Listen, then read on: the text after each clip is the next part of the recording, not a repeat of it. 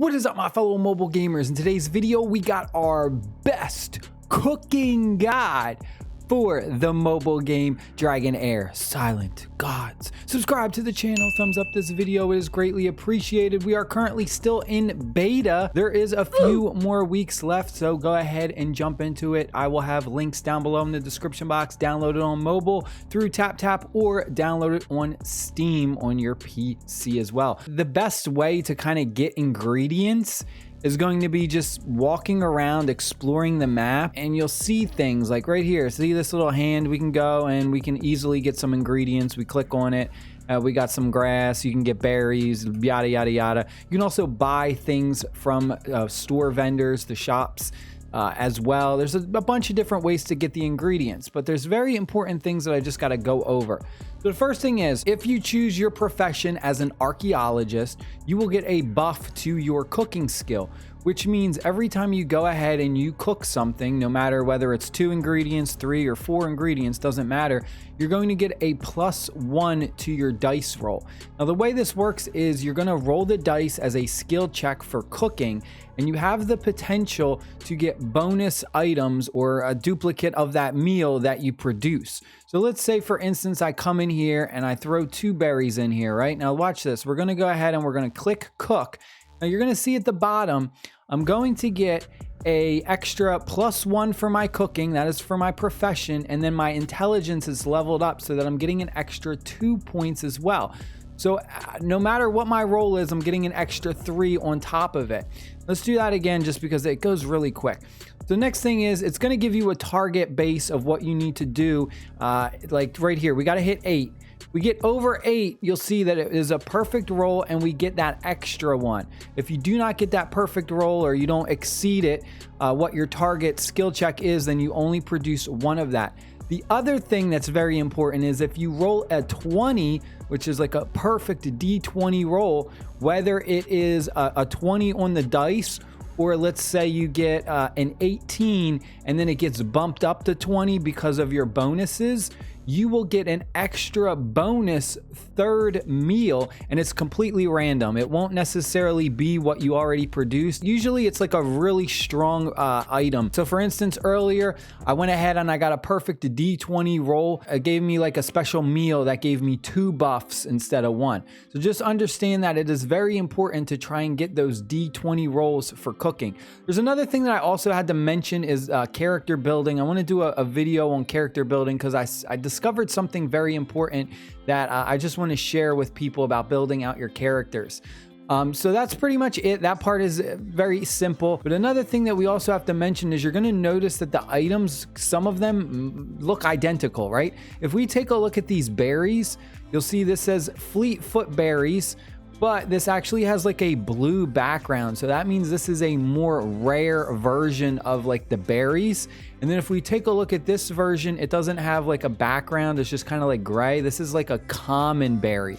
This will just say berry, whereas these are like Fleetfoot berries. Now, as far as the different rarities for the ingredients, I haven't figured out if there's really a difference between them when it comes to cooking. Now, when it comes to discovering new recipes, it's mostly just trial and error. Now, what I am going to do is I'm going to share with you all of the recipes I have personally found. I also highly suggest you join the Discord group for this game because they actually have a dedicated section in the Discord where people go ahead and they post their recipes, and that channel has a ton of different recipes so you can go over and look at it. So you're going to be putting 2 to 4 ingredients to cook an item.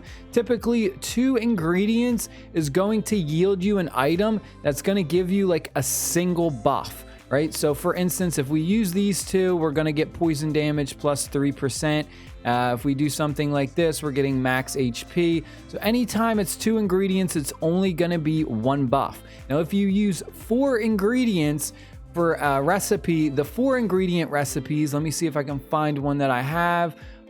This one right here, this fruit milkshake, you'll see we're getting accuracy plus 10 and resistance plus 5, and this is a 4 ingredient recipe. Now, the other thing that I also have to mention is that when I'm going through here, I'm going to show it off in a little bit, all of my different recipes. When you're looking through the ones that you have unlocked, you'll notice that this is 4 ingredients to make this, but it's only showing 2. That is because you're going to use duplicates of each one. So what I mean by that is you're going to need 2 of these berries and 2 of these milks combined to make the fruit milkshake. So just because you don't see 4 ingredients doesn't mean that it isn't a 4 ingredient recipe. It just means that you're actually using 2 of that same item. I wish they would kind of put like a little mark right here, like X2 or something, just so you would be able to understand that you use 2 each. Because at like first glance, if you just kind of come in here, you look at it, you're like, oh, maybe I just need 1 berry and 1 milk to make this. So I would really like to see like a 2x, just so that people understand that like it's a 2 times ingredient, right? Same thing with this fish and chips. You're going to need 2 of these meats and 2 of these fishes in order to get this double bonus right here. Now, the other thing that you can also do is you're going to notice that there are multiple ways to make these recipes. And the way you can figure that also out is by trial and error. If we click this little icon right here that shows this arrow going left and arrow underneath going right, we click this. This will show you all of the different recipes that were used in order to make this, because there are multiple ways to make things, right? So let's go to something like this healing potion. Check this out. You'll notice that I was doing some trial and error, and look, you can use these 2 ingredients to make the item, or you can use these 4 ingredients to make the item, and you can go ahead and like you can switch this, and this is how you will do it like fast. Right? So you can just come in here and be like, all right, maybe I want to do 5 portions, 10 portions instantly. You can just go in there, click this icon, and change the type of recipe that you want to use.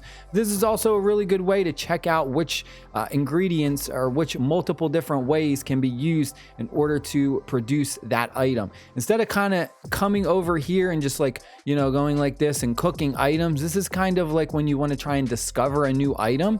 But if you don't want to discover a new item and there's like specific things you want, that's when you come into your cookbook area, and then you come over here, and this is where you can go ahead and like mass produce like a bunch of them if you have the ingredients. Like I said, just check this out. Like, see, look at this one. I have like 3 different ways to make it, and I can just change these if I want, and that way I'll use those ingredients. Let's say maybe I don't have the cabbage, but I got a ton of milk, then I could just come over here and do this one instead of the berries and the cabbage. So very, very important just to understand that. Some of the ingredients are pretty obvious and some of them are not. Like if you mix like milk with certain items, if you mix like cabbage with certain items, it's fairly easy to discover new things. I wouldn't say that it's really that hard at all. The other thing that I have to mention is the fact that these effects for the food, they are constantly running. So if we go ahead and let's say we use this pasta right here, all ally heroes gain max HP plus 2% for 600 seconds. As soon as you go and you consume this in the battle, the timer immediately starts ticking and it doesn't stop. We complete the battle. Now we're back out in the map exploring. You will still have that timer ticking. So you got to be careful about understanding that the timer is constantly ticking. Now I'm going to go over all of the recipes that I have found. Feel free to pause it because I'm going to go fairly fast. We have this one. We have our healing potion 2. We have healing potion 1, sandworm extract. You just need 2 of this item. We then have the fish and chips. This is the one we went over. You're going to need 2 of each. So 2 of the meats and 2 of the fish. This is one of the better ones because you're getting an increase in your attack percentage and defense percentage as well. The beef salad is got like this minced meat. You've got milk, you've got another meat, and you got a tomato. This is another one that's fairly strong as well. You're getting an attack percentage increase and accuracy. Fruit milkshake. This is one that's 2 and 2. So 2 berries, 2 of these milks. Accuracy and resistance, very, very good as well. This is the pasta one. This is 1 of each. So 1 of the wheats, 1 of this meat right here, 1 of the milks, the wheat, and then this one is the elven wheat, and you're getting a max HP plus 4%, attack plus 2% as well. Then we got the dried cheese. This one is just 2 of the ingredients. And there's also a few different ways to do this. Like you could just use 2 goat milks, or you could do a berry and a goat milk as well. We have our vegetable salad. This is another one where you're just using 2 of these tomatoes, fairly simple, or you could do like the cabbages or some other things as well. But really, I would just like, don't waste 4 ingredients. Like just try and do 2 ingredients for these cheap ones. fruit plate. This one is just the 2 apples. Then we have a meatball. This one is just the meat. A couple different combinations for this, but just the 2 mincemeat is fairly easy to do. We have the biscuits. This is just 2 of the wheat.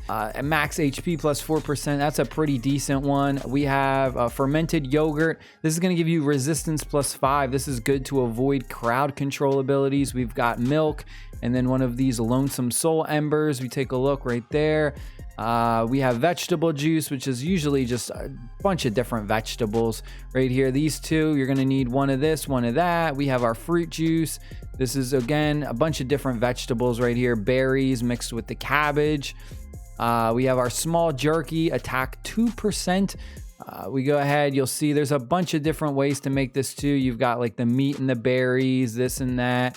The meat with the soul thingy-majiggies, these things. Then we have the plain noodles, there's just wheat, and you can go with the lonesome soul embers or a few different other ways to make those. We've got our healing potion 3. This is really, really strong. You're going to need a more rare ingredient, being it the golden regen grass, 2 of these, or you can go with a regen grass and one of the minced meats. Then we have this one right here. This is a very good one. This is elemental damage.